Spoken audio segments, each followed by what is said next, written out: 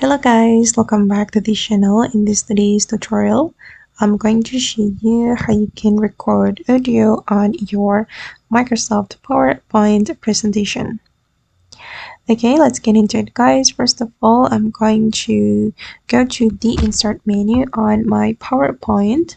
We can click on this insert menu and then we can select the audio. And if you want to record audio on your presentation, you can click on record audio right here. And then you can click on the symbol to start the recording. And I'm going to click on this option to start the recording.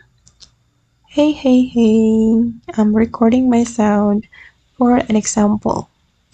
Okay, and if you want to stop the recording, you can click on the symbol and then click on OK, and the recorded sound will be added to your presentation. So this is the result. I'm going to play it to show you this option to start the recording.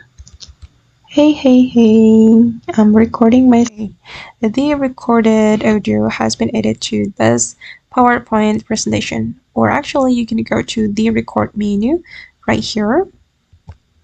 And then you can click on audio and then you will be able to record audio with this feature.